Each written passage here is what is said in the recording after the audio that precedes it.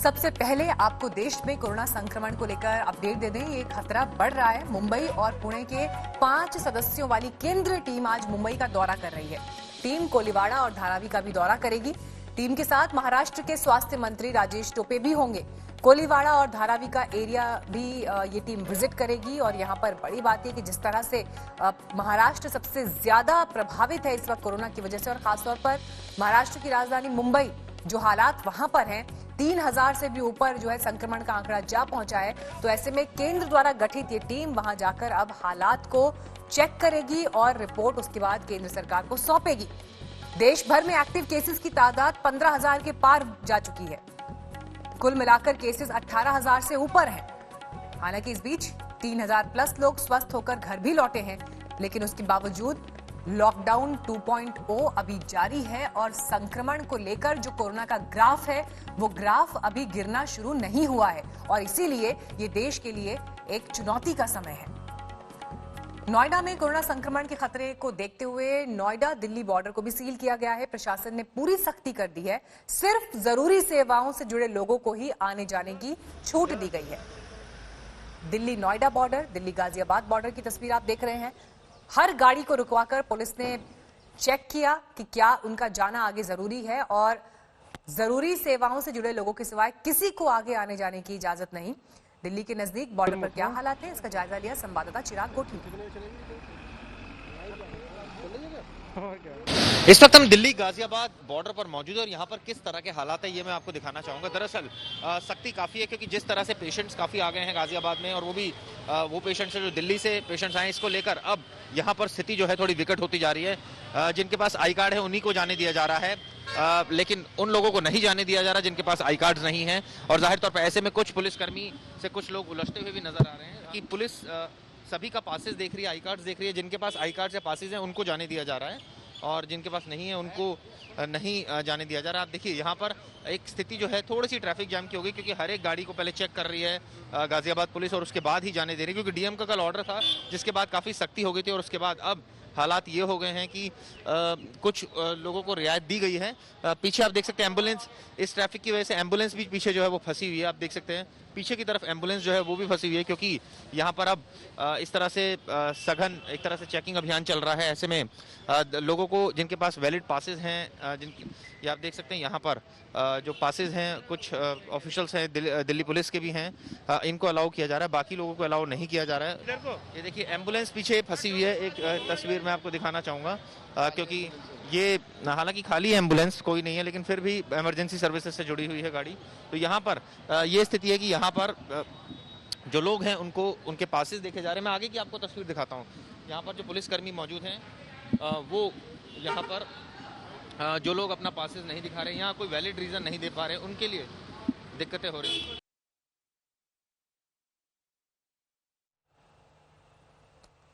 और इस वक्त चिराग गोठी हमारे साथ जुड़े हुए हैं और बातचीत के लिए। चिराग, की रिपोर्ट भी हमने आपके देखी और इस वक्त तस्वीरें भी अपने दर्शकों को हम दिल्ली नोएडा बॉर्डर और दिल्ली गाजियाबाद बॉर्डर की दिखा रहे हैं कि वहां पर किस तरह से सघन चेकिंग अभियान इस वक्त चल रहा है। क्या परिस्थितियां अभी हैं, और कल के दिन जैसा हमने देखा जाम की स्थिति भी थी, लोग परेशान भी हो रहे थे, कई जरूरी सेवाओं से जुड़े लोगों को भी पुलिस ने आगे नहीं जाने दिया था। आज क्या ओवरऑल सिचुएशन है? देखिए आज जो जरूरी सेवाओं से जुड़े हैं उनको जाने दिया जा रहा है, लेकिन फिर भी पासेस देखे जा रहे हैं जिनके पास पासेस है। और आप देखिए यहाँ पर अभी भी सघन जो चेकिंग अभियान है वो चल रहा है गाजियाबाद पुलिस की तरफ से। ये दरअसल पूरा पीछे रास्ता मोहन नगर से आता है और ये सीधा एंटर करता है गाजियाबाद में। आप देखिए जिन वाहन चालकों के पास प्रॉपर पासेस नहीं है या कहीं ना कहीं उनके पास ऐसे वैलिड रीजंस नहीं है आने के, तो उनको रोका जा रहा है। और बाकायदा आप देख सकते हैं गाजियाबाद पुलिस यहाँ लगातार जो चेकिंग अभियान है वो यहाँ पर चला रही है। पीछे सुबह के समय मीनाक्षी काफी भीड़ देखी गई थी, लेकिन जैसे धीरे धीरे चूंकि 10 बज चुके हैं तो जो ऑफिस आवर्स थे वो जो लोग जाने वाले थे उनको जाने दिया जा रहा है। और आप यहाँ पर देखिए ये लेडी है, इनको भी रोका गया है। उन्होंने कहा है कि लेटर लेकर आओ ब्रांच से, ब्रांच तो मैं ही जाके खोलूंगी। तो तुम तो हेड हो तो फिर खुद बनाना तो चाहिए। ये है ना सर आईडी, और ऑल्टरनेट पे कर रहे हैं ना, ब्रांच हेड से बात करा दूं। चाहिए तो सर वही कह रहे हैं, आज बना लेंगे कल से दिखा देंगे। तो थोड़ा आगे बढ़ा वो सवारी हमारे। देखिए बैंक एम्प्लॉय है, इनको नहीं जाने दिया जा रहा है। हालांकि हमने देखा कुछ बैंक एम्प्लॉय को जाने दिया गया था, और यहाँ पर फिलहाल आप देख सकते हैं सीईओ यहाँ पर मौजूद हैं और यहाँ पर जो चेकिंग अभियान है वो चल रहा है। ये देख सकते हैं आप यहाँ पर फिलहाल पुलिसकर्मी लगातार रोक रहे हैं, जांच कर रहे हैं, पूछताछ कर रहे हैं। कहाँ से पास है? 3 आदमी कैसे जा रहे हो? मरीज के साथ हैं, 2 आदमी मरीज हैं? क्या हुआ है? पैर ये एम्स का तो मरीज। एम्स क्या इमरजेंसी है? दिखाओ। एम्स में जाओगे? नहीं, एम्स में नहीं देखिए जाएंगे। ये डॉक्टर के पास जा रहे हैं, इनको जाने दीजिए। और वहाँ पर आप एक लेडी देखिए, ये खुद को बता रही है कि ये बैंक एम्प्लॉय हैं, इनके पास आई कार्ड भी है, लेकिन पुलिस जो है अभी इनको यहाँ पर परमिट नहीं किया जा रहा है। तो ये स्थिति यहाँ पर दिल्ली गाजियाबाद बॉर्डर पर नजर आ रही है। कुछ लोग यहाँ पर आर्गूमेंट भी कर रहे हैं, कुछ लोग जो है यहाँ पर वैलिड रीजन दे रहे हैं कि वो बैंक एम्प्लॉय है, उनको नहीं पता था, उनके पासेस नहीं बने, वो अपने आई कार्ड दिखा रहे हैं, लेकिन फिर भी उनको नहीं जाने दिया जा रहा है। तो ये स्थिति यहाँ पर फिलहाल देखने को मिल रही है। और ये आप देख सकते हैं हर एक वाहन की यहाँ पर चेकिंग अभियान चल रहा है। पीछे की तरफ मैं आपको एक तस्वीर और दिखाना चाहूँगा, अपने कैमरामैन आलोक दास से कहूँगा थोड़ा सा आगे आए। और यहाँ पर आप देख सकते हैं कि इस समय फिलहाल यहाँ पर जो लेडी है इनको रोका गया है। आज कैसे प्रोसीड करेंगे? एक्सक्यूज मी मैम, कैसे बनवाऊँ? ब्रांच तो अभी जाके मैं अभी ब्रांच नहीं खोलूँ मैं जाके मैडम। यहाँ देख सकते हैं रोका गया है बिल्कुल लेडी को, चिराग, जिनके और पास ये अपने आप में अपना आई कार्ड तो ये है, वक्त लेकिन चुनौतीपूर्ण जिनके पास पुलिस के लिए भी है, क्योंकि उनके पास ऑर्डर्स हैं और उन ऑर्डर्स को, लॉ एंड ऑर्डर को जो आगे पालन करवाना है वो जिम्मेदारी उनके कंधों पर है। और जो लोग हैं वो भी परेशान है, क्योंकि उनको जिन जरूरी सेवाओं से वो जुड़े हैं अपने काम पर पहुंचना भी जरूरी है। लेकिन अब आपको दिखाते हैं हम दिल्ली नोएडा बॉर्डर की स्थिति। संजय शर्मा हमारे साथ इस वक्त मौजूद हैं। संजय, क्या परिस्थिति आज आपको सड़कों पर दिखाई दे रही है कि पुलिस किस हद तक लोगों को आगे जाने दे रही है? ये तो साफ साफ दिखाई पड़ता है यहाँ देखने के बाद। अब मुझे बोलने की जरूरत नहीं रहती, क्योंकि वाहन पहले से ज्यादा जरूर दिखाई पड़ते हैं सड़कों पे। लेकिन पुलिस इतनी सख्ती बरत रही है कि पुलिस ने सारे लोगों को वापस भेजने का, जिनके पास पास नहीं है उन्हें दूर रहने को कहा जा रहा है, क्योंकि सिर्फ उन्हीं लोगों को एंट्री दी जा रही है जो एसेंशियल सर्विस से जुड़े हैं, जिनके पास पास है। मीडिया घरानों को प्रोफार्मा भेज दिया गया है नोएडा और गाजियाबाद के डीएम की तरफ से, और ये बताया गया कि आज 3 बजे तक वो अपने तमाम ऐसे स्टाफ का ब्यौरा दे दें जिन्हें नोएडा दिल्ली बॉर्डर पार करके और जाना है, अपने काम देखने हैं। लिहाजा अब ऐसे यहाँ पर जितनी गाड़ियां हैं जो बैंक के एम्प्लॉय हैं, बाकी और लोग हैं, उन लोगों को वापस भेजा जा रहा है। यहाँ से यू टर्न करके ये गाड़ियां पीछे से जा रही हैं। पास बहुत इंपॉर्टेंट हो जाता है इस टाइम पर। अब जो लोग अभी अभी हमारे साथ जुड़े हैं, प्लीज आप उनको भी बताइए कि कैसे ये पासेस वो हासिल कर सकते हैं अगर वो जरूरी सेवाओं से जुड़े हुए हैं। तो एसेंशियल सर्विसेज से जुड़े हैं तो उन्हें पास हासिल करने पड़ेंगे। एम्बुलेंस को जाने की इजाजत है। एम्बुलेंस को हमने देखा है कि समय से साइड से पास कराया जा रहा है। इसके साथ ही जो मीडिया घरानों से जुड़े हुए लोग हैं, इंडिविजुअल के लिए नहीं है, ये सिर्फ ऐसे लोगों के लिए है जो किसी मीडिया संस्थान में काम करते हैं। तो संस्थान की तरफ से उनके लिए पूरा प्रोफार्मा डीएम ऑफिस भेजा जाएगा और डीएम ऑफिस से वो पास बनकर आएंगे। 12 बजे के बाद से मीडिया वालों की एंट्री और एग्जिट पूरी तरह से बंद कर दिया गया है। जो लोग अगर यहाँ से दिल्ली जाना चाहते हैं, अगर वो चले जाते हैं, मेरे पीछे यहाँ पर दिल्ली पुलिस तैनात है, ये टेंट दिल्ली पुलिस का लगा है, वो भी देख रहे हैं कि एसेंशियल सर्विसेज के अलावा कोई गाड़ियां ना जाए। लेकिन इसमें ये भी साफ है कि जो लोग जिनके पास होंगे वही जा सकते हैं। ठीक है संजय, मैं आपके पास लौटती हूँ। ये तस्वीरें बहुत अहम जो इस वक्त संजय और चिराग हमें दिखा रहे थे दिल्ली नोएडा और दिल्ली गाजियाबाद बॉर्डर से। लेकिन आइए अब आपको हम मुंबई लेकर चलते हैं, जहां पर कोरोना का सबसे ज्यादा कोहराम है। वहां कोरोना ने ऐसी रफ्तार पकड़ी है कि सीएम के दफ्तर तक दस्तक दे दी है। उद्धव ठाकरे के दफ्तर में तैनात 2 महिला पुलिस कर्मियों को कोरोना पॉजिटिव पाया गया है। ये बड़ी खबर इस वक्त आपको महाराष्ट्र से हम बता रहे हैं। मुख्यमंत्री के दफ्तर तक जो है कोरोना की दस्तक हो चुकी है। सौरभ वक्तानिया इस वक्त मौजूद हैं हमारे साथ। सौरभ, देखिए हमने दिल्ली से खबर दिखाई कि कैसे राष्ट्रपति भवन, लोकसभा सचिवालय, मौसम विभाग, यानी दिल्ली के वो पावर सेंटर्स जहां जो सबसे वीआईपी पॉश इलाके माने जाते हैं, वहां तक कोरोना की दस्तक जो है दिखाई दी। और अब ऐसी ही तस्वीर जो है मुंबई में सीएम ऑफिस से दिखाई दे रही है। बिल्कुल मीनाक्षी, ये जो मामला आया है वो उद्धव ठाकरे के घर कामातोशी के पास का है। और आपको बता दें कि उद्धव ठाकरे के घर के बाहर ना 3 लेयर की सिक्योरिटी होती है। ये पहली बार नहीं हुआ है, इससे पहले भी मातोशी के बाहर जो चाय वाला था उसको कोरोना पॉजिटिव हुआ था, जिसके बाद जितने भी पुलिस वाले थे लगभग 300 से ज्यादा पुलिस वाले को क्वारंटाइन किया गया था। अब ये जो सिक्योरिटी लेयर है ये भी 3rd लेयर की सिक्योरिटी है, जो वहां पर जो महिला पुलिसकर्मी है उसको ये कोरोना वायरस हुआ है। अब इसमें जितने भी पुलिस वाले उसके बैच के थे, वो शिफ्ट में थे, सबको क्वारंटाइन कर दिया गया है। आपको दिल्ली के नजदीक गाजियाबाद और नोएडा का प्रशासन कोरोना को लेकर अब लगातार चेतावनी जारी कर रहा है। गाजियाबाद के बाद अब नोएडा प्रशासन ने भी दिल्ली के साथ अपनी सीमाओं को सील कर दिया है।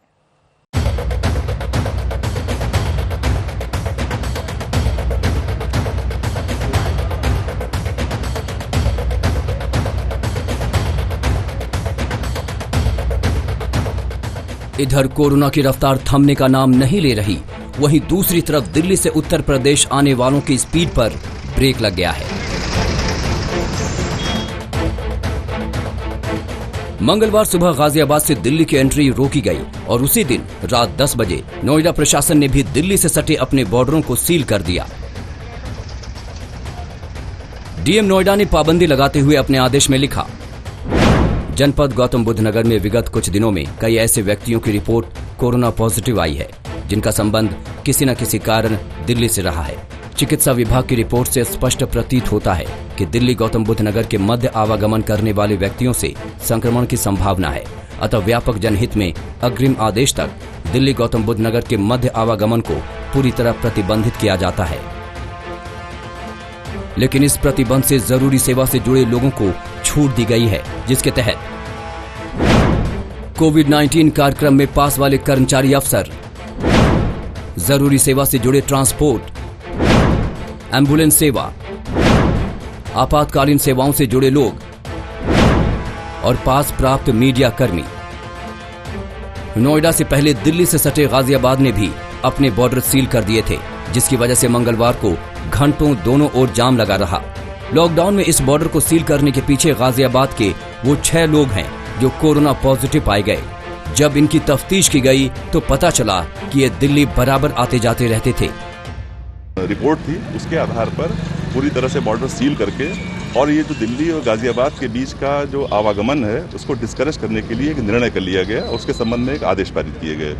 उस आदेश में बड़ी क्लैरिटी थी कि जो आवश्यक सेवाएं हैं, जो आवश्यक वस्तुएं हैं और इसके अलावा जो और अपरिहार्य परिस्थितियां हैं, उन पर वो आदेश लागू नहीं होगा, वो पूर्व की भांति चलती रहेंगी। यूपी में कोरोना से संक्रमित मरीजों की संख्या 1300 के आंकड़े के करीब पहुंच गई है। नोएडा में वायरस ने अब तक 102 लोगों को बीमार कर दिया है। वहीं दिल्ली में कोरोना मरीजों की संख्या 2000 से ज्यादा है। ऐसे में दिल्ली से सटे इलाके पूरी एहतियात बरत रहे हैं। संक्रमण के खतरे को रोकने की कोशिश की जा रही है।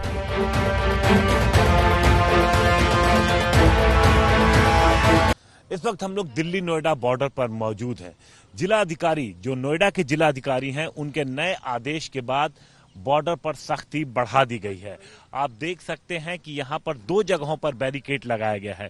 बैरिकेड 1 पर पहले गाड़ी को रोक लिया जा रहा है।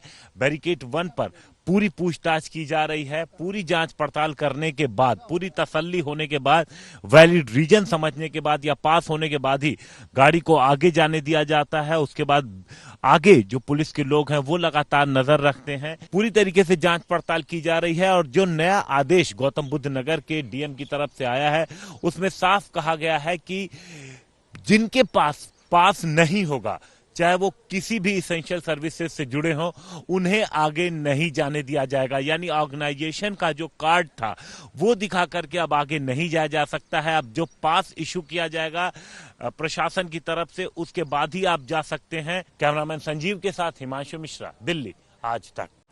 दिल्ली के नजदीक नोएडा और गाजियाबाद बॉर्डर पर हालात क्या हैं? दिल्ली से क्यों डरे हुए हैं पड़ोसी जिले? आखिर कोरोना को लेकर दिल्ली में क्या अपडेट है, रिपोर्ट देखिए।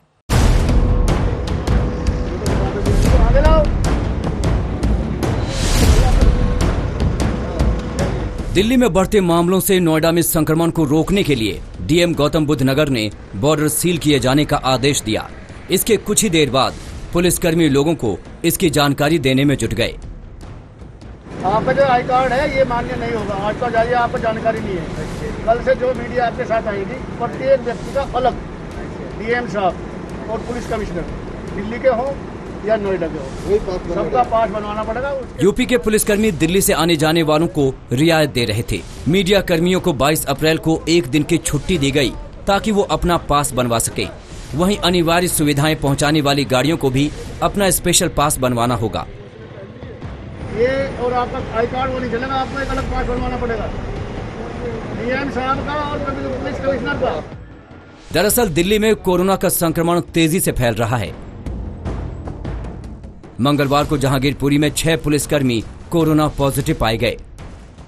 सोमवार को चांदनी महल पुलिस स्टेशन में तैनात 5 पुलिसकर्मी कोरोना पॉजिटिव पाए गए थे, जबकि 3 पुलिसकर्मी पहले से ही संक्रमित थे।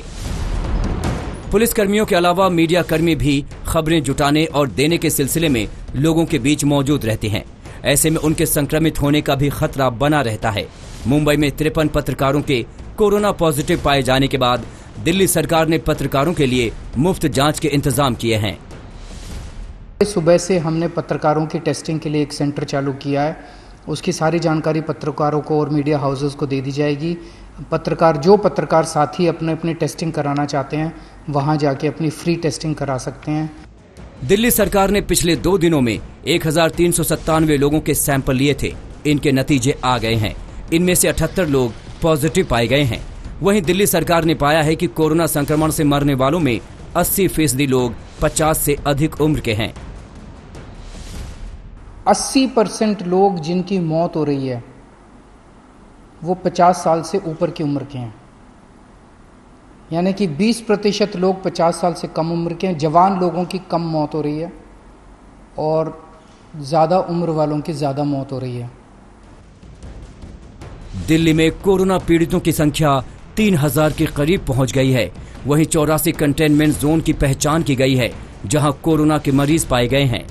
आज तक ब्यूरो।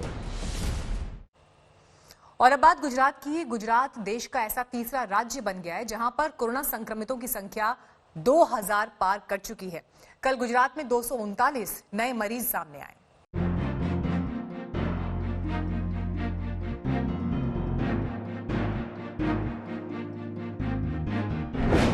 गुजरात में 2000 पहुंचा कोरोना केस।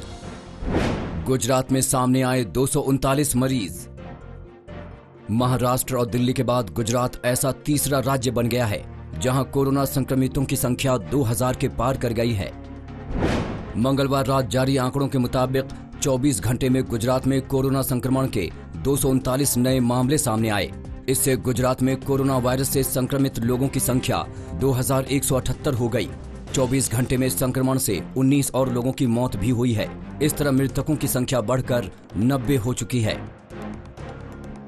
गुजरात में कोरोना संक्रमितों की तादाद का बढ़ना लगातार चिंता का सबब बना हुआ है।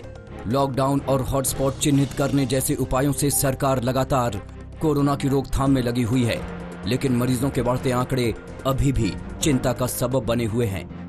अगर गुजरात के कोरोना प्रभावित अहम इलाकों की बात करें तो अहमदाबाद इसमें सबसे आगे है। अहमदाबाद में कोरोना संक्रमण के अब तक 1378 केस आ चुके हैं। 347 मामलों के साथ सूरत दूसरे नंबर पर है, जबकि 194 संक्रमण मामलों के साथ वडोदरा तीसरे नंबर पर है। अगर पिछले 24 घंटे की बात करें तो अहमदाबाद में सबसे ज्यादा 130 नए मरीज सामने आए हैं। सूरत में 78 और वडोदरा में 6 नए संक्रमित जुड़े हैं। जाहिर है महाराष्ट्र और दिल्ली के बाद गुजरात कोरोना को लेकर सबसे संवेदनशील सूबा बन चुका है। अहमदाबाद से गोपी घांगर के साथ आज तक ब्यूरो। कोरोना की जांच के लिए रैपिड टेस्ट किट की विश्वसनीयता पर सवाल खड़े हो गए। राजस्थान सरकार की आपत्ति के बाद आईसीएमआर ने टेस्ट किट के इस्तेमाल किए जाने पर रोक लगा दी। भाई इनका जो कोरिलेशन है वो इनका 90% हम एक्सपेक्ट कर रहे थे, लेकिन वो आया 5.4। इसका मतलब 0 ही है ये। ऐसी परिस्थिति में हमने जितना भी प्रोसीजरल कोई कमी नहीं रखी है, प्रोसीजर को पूरा अडॉप्ट किया। आईसीएमआर ने जो गाइडलाइन इन टेस्ट को करने के लिए जारी की थी उनका भी पूरा ध्यान रखा गया। उसके बावजूद एक्यूरेसी पे खरा नहीं उतर रहे हैं, तो फिर हमने इन टेस्ट को रोक दिया और हमने वापस चिट्ठी लिखी है आईसीएमआर को। अगले 2 दिन में हम हमारे 8 इंस्टीट्यूट्स को फील्ड में भेजेंगे और जो किट्स हैं उनमें से वो लॉट्स लेके उसको टेस्ट करके वैलिडेशन करने की कोशिश करें। सारे स्टेट्स को ये सलाह देना है कि अगले 2 दिन ये टेस्ट किट्स इस्तेमाल न करें। 2 दिन के बाद में हम क्लियर कट एडवाइजरी देने के पोजीशन में रहेंगे, क्योंकि अगर ऐसे कुछ नजर आया कि वो बैचेस में प्रॉब्लम है तो हम वो बैच को रिप्लेसमेंट के लिए वो कंपनी को बोल सकेंगे। कोरोना के महासंकट से पूरी दुनिया जूझ रही है। गरीब मुल्क हो या फिर अमीर, सबको कोरोना से लोहा लेना पड़ रहा है। लेकिन इस महाजंग में प्रधानमंत्री मोदी ने अपनी एक अलग छाप छोड़ी है। एक अंतर्राष्ट्रीय एजेंसी ने कोरोना से जंग में प्रधानमंत्री मोदी को नंबर 1 माना है। इस वक्त तस्वीरें आपको हम दिखा रहे हैं, जो रिपोर्ट है वो हम आपको दिखाएंगे, लेकिन इस बीच पहले ये तस्वीरें अपने आप में बहुत अहम। गृहमंत्री अमित शाह इस वक्त एक अहम मीटिंग ले रहे हैं। डॉक्टर्स को सुरक्षा मिले देश में, उसे लेकर क्या इंतजाम आगे हो सकते हैं, ये इसलिए भी अहम क्योंकि आपको बता दें कल ही IMA ने, इंडियन मेडिकल एसोसिएशन ने इस बात का ऐलान किया कि हम व्हाइट अलर्ट दे रहे हैं। रात 9 बजे मोमबत्तियां जलाकर डॉक्टर्स पर जो हमले हुए हैं अब तक, खासतौर पर जो कोरोना संक्रमण के खिलाफ जो डॉक्टर्स इलाज में जुटे हुए हैं, उन पर होने वाले हमलों के विरोध में हम मोमबत्तियां जलाएंगे और देश को संदेश देंगे कि इस वक्त में डॉक्टर्स के प्रति संवेदना और सम्मान की जरूरत है। और आज इस वक्त आप इन तस्वीरों में भी देख रहे हैं कि गृहमंत्री डॉक्टर हर्षवर्धन, केंद्रीय स्वास्थ्य मंत्री उनके साथ मौजूद, और जो परिस्थितियां इस वक्त हैं, कैसे डॉक्टर्स को और ज्यादा सुरक्षा दी जा सकती है ऐसे किसी भी तरह के हमले और ऐसी अप्रिय घटनाओं से निपटने में, उसे लेकर स्थिति की समीक्षा करते हुए बात एक बार फिर कोरोना के महासंकट की। एक तरफ आप देख रहे हैं कि किस तरह से गृहमंत्री यहां पर मीटिंग ले रहे हैं, लेकिन सिर्फ हिंदुस्तान की बात नहीं है। गरीब मुल्क हो, अमीर मुल्क हो, कोरोना ने सबको बेबस कर दिया है। लेकिन इस महाजंग में प्रधानमंत्री मोदी ने अपनी एक अलग छाप छोड़ी है। एक अंतर्राष्ट्रीय एजेंसी ने कोरोना से जंग में प्रधानमंत्री को नंबर 1 माना है। नमस्ते मेरे प्यारे देशवासियों, जनता कर्फ्यू यानी जनता के लिए, जनता द्वारा खुद पर लगाया गया कर्फ्यू। जनता कर्फ्यू से जरा ज्यादा सख्त कोरोना महामारी के खिलाफ निर्णायक लड़ाई के लिए ये कदम अब बहुत आवश्यक है। जान है तो जहान है।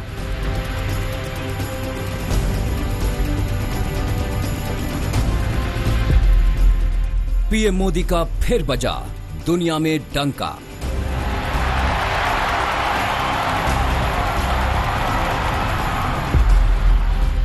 ग्लोबल लीडर्स में मोदी सबसे आगे। मोदी की हर चाल पर फिदा है दुनिया।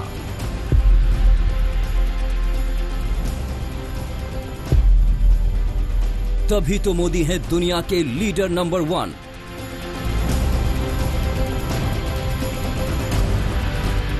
दुनिया इस वक्त एक महामारी से दो हाथ कर रही है। दुनिया का हर नेता, हर राष्ट्र अध्यक्ष अपने मुल्क को कोरोना नाम के अदृश्य दुश्मन से बचाने की कोशिश कर रहा है। वायरस से बचाने के लिए रणनीति बना रहा है, लेकिन वायरस का हमला ना तो थम रहा है और ना कम हो रहा है। ऐसे में पूरी दुनिया की निगाह भारत के प्रधानमंत्री नरेंद्र मोदी पर टिकी है। आज रात 12 बजे से पूरे देश में, ध्यान से सुनिए, पूरे देश में आज रात 12 बजे से संपूर्ण देश में संपूर्ण लॉकडाउन होने जा रहा है। हिंदुस्तान को बचाने के लिए, हिंदुस्तान के हर नागरिक को बचाने के लिए, आपको बचाने के लिए, आपके परिवार को बचाने के लिए आज रात 12 बजे से घरों से बाहर निकलने पर पूरी तरह पाबंदी लगाई जा रही है। अब एक अमेरिकी कंपनी मॉर्निंग कंसल्ट ने मोदी को कोरोना के खिलाफ लड़ाई में सबसे अग्रणी नेता माना है। मॉर्निंग कंसल्ट नाम की ग्लोबल टेक्नोलॉजी और मीडिया कंपनी ने मिड मार्च में एक सर्वे कराया। इस सर्वे में दुनिया ने मोदी को कोरोना के खिलाफ लड़ाई में सबसे बड़ा और प्रभावशाली नेता माना है। अब आप सोच रहे होंगे कि मॉर्निंग कंसल्ट कंपनी क्या है, कहां इसका दफ्तर है। मॉर्निंग कंसल्ट कंपनी साल 2013 में बनी थी। इसका दफ्तर नॉर्थ अमेरिका के डेलॉयट शहर में है। अपनी स्थापना के बाद से ही मॉर्निंग कंसल्ट कंपनी अलग अलग मुद्दों पर दुनिया भर के नेताओं की रेटिंग तय करती रही है। इनके सर्वे में दुनिया भर के दसियों हजार लोग हिस्सा लेते हैं। कोरोना के खिलाफ जंग पर मॉर्निंग कंसल्ट ने सर्वे कराया जिसमें भारत के प्रधानमंत्री नरेंद्र मोदी ने दुनिया के सबसे ताकतवर मुल्क अमेरिका के पावरफुल राष्ट्रपति डोनाल्ड ट्रंप को भी पछाड़ दिया है।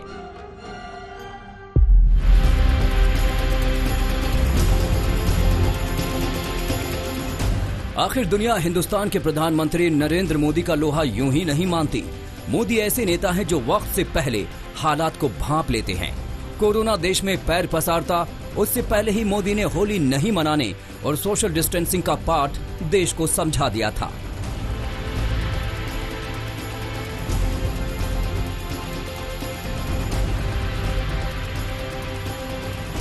मोदी एक दूरदर्शी नेता हैं। देश उनकी बातों को ध्यान से सुनता है और मानता भी है। अब अमेरिका कंपनी ने भी इस बात पर मुहर लगा दी है। आज तक ब्यूरो। प्रधानमंत्री मोदी ने इस मुकाबले में अमेरिका के राष्ट्रपति डोनाल्ड ट्रंप जैसे बड़े नेता तक को पीछे छोड़ दिया। ऑक्सफोर्ड जैसी प्रतिष्ठित यूनिवर्सिटी ने भी माना है कि कोरोना से जंग में प्रधानमंत्री मोदी के कदम बेहद कारगर और कामयाब अब तक रहे हैं। देश में ध्यान से सुनिए,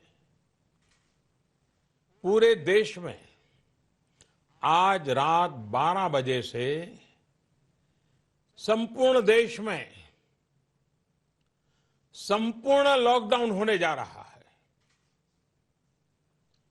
हिंदुस्तान को बचाने के लिए, हिंदुस्तान के हर नागरिक को बचाने के लिए, आपको बचाने के लिए, आपके परिवार को बचाने के लिए आज रात 12 बजे से घरों से बाहर निकलने पर पूरी तरह पाबंदी लगाई जा रही है। मोदी का गुणगान सिर्फ अमेरिका की मॉर्निंग कंसल्ट कंपनी ही नहीं कर रही, ऑक्सफोर्ड यूनिवर्सिटी भी उनकी तारीफ में कसीदे गढ़ चुकी है। ऑक्सफोर्ड यूनिवर्सिटी की रिसर्च में पाया गया कि कोरोना से लड़ने के लिए भारत ने जो कदम उठाया वो 100% कारगर साबित हुए। इसके अलावा अमेरिका द्वारा उठाए गए कदमों से 67% ही परिणाम मिले। ऑक्सफोर्ड यूनिवर्सिटी ने यह भी कहा कि भारत के प्रधानमंत्री नरेंद्र मोदी ने समय रहते कोरोना से लड़ने के लिए बेहद सटीक कदम उठाए और कोरोना के खिलाफ लड़ाई में मोदी ने अपने परम मित्र ट्रंप को मीलों पीछे छोड़ दिया। सारे सुझावों को ध्यान में रखते हुए ये तय किया गया है कि भारत में लॉकडाउन को अब 3 मई तक और बढ़ाना पड़ेगा। यानी 3 मई तक हम सभी को, हर देशवासी को लॉकडाउन में ही रहना होगा। ब्रिटेन की प्रतिष्ठित ऑक्सफोर्ड यूनिवर्सिटी ने महामारी कोरोना से निपटने में लॉकडाउन को सबसे कारगर बताया है। ऑक्सफोर्ड यूनिवर्सिटी ने रिसर्च में कहा है कि अमेरिका, जर्मनी, इटली, स्पेन, दक्षिण कोरिया और ब्रिटेन के मुकाबले भारत ने समय रहते सही कदम उठाए। समय पर तेज फैसले न लिए होते तो आज भारत की स्थिति क्या होती, इसकी कल्पना करते ही रुएं खड़े हो जाते हैं। लेकिन बीते दिनों के अनुभवों से ये साफ है कि हमने जो रास्ता चुना है आज की स्थिति में वही हमारे लिए सही है। OXCGRT के शोध में कोरोना के खिलाफ जंग में भारत को पूरे 100 नंबर मिले। रिसर्च में मोदी की तारीफ करते हुए कहा गया है कि लॉकडाउन का 100% सकारात्मक परिणाम मिल रहा है। OXCGRT रिसर्च में वायरस का संक्रमण फैलने के शुरुआती दौर में सरकार के उठाए गए कदमों का आकलन किया जाता है। इसमें लॉकडाउन के दौरान स्कूल, कार्यक्रम, परिवहन सेवा पर रोक समेत कई संकेतों को शामिल किया जाता है। ऑक्सफोर्ड के इंडेक्स में कोरोना से सुपर पावर अमेरिका पस्त नजर आया। उसे इंडेक्स में 66.7 नंबर के साथ दूसरा स्थान मिला। हम लोग एक इन्फेक्शन डिजीज से डील कर रहे हैं, डे टू डे की लड़ाई है। इसके लिए कहीं पर भी कोई कोताही ना हो, हर आदमी हमें अपना रिक्वायर्ड सपोर्ट देता रहे और हम मिलकर इस लड़ाई से जीत सकें। इसके लिए मैं आप सबसे रिक्वेस्ट करूंगा, हैंड हाइजीन, रेस्पिरेटरी हाइजीन और एनवायरमेंटल हाइजीन बहुत मुख्य है। लॉकडाउन और सोशल डिस्टेंसिंग का पालन एक बिहेवियरल चेंज के रूप में हमें अपनी लाइफ में लाने की जरूरत है। दुनिया में कोरोना महामारी से अब तक 1,70,000 से ज्यादा लोग मारे जा चुके हैं और अमेरिका जैसे विकसित मुल्क तबाही झेल रहे हैं। संकट के इस दौर में भारत में मौतों का आंकड़ा करीब 600 के आसपास है।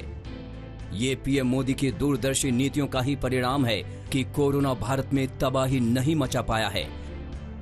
इसीलिए पूरी दुनिया मोदी को सलाम ठोक रही है। आज तक ब्यूरो।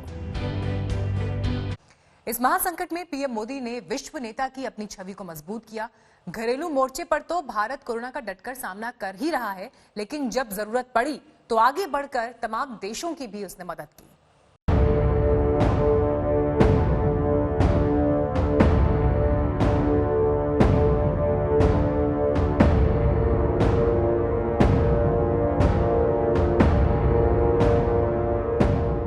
दुनिया में बजा भारत का डंका। भारत की तारीफ में जुटा हर देश। मोदी की मदद नीति की हो रही प्रशंसा।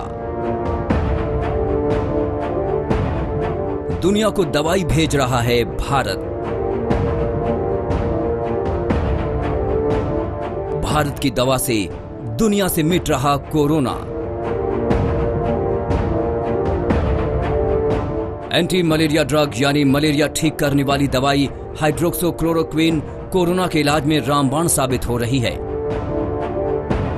आलम यह है कि भारत में जिस दवाई को मलेरिया के खिलाफ इस्तेमाल किया जाता है, अब उसे दुनिया के सभी देश कोरोना से जंग जीतने में इस्तेमाल कर रहे हैं।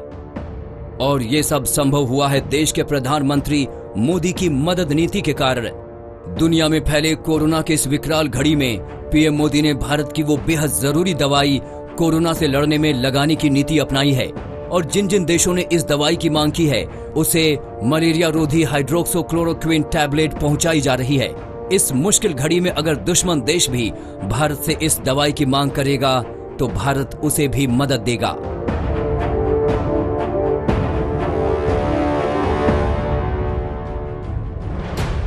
संयुक्त राष्ट्र के महासचिव एंटोनियो गुटेरेस ने उन सभी देशों की तारीफ की है जो इस वक्त दूसरे देशों की दवाई और स्वास्थ्य सामग्री के जरिए मदद कर रहे हैं।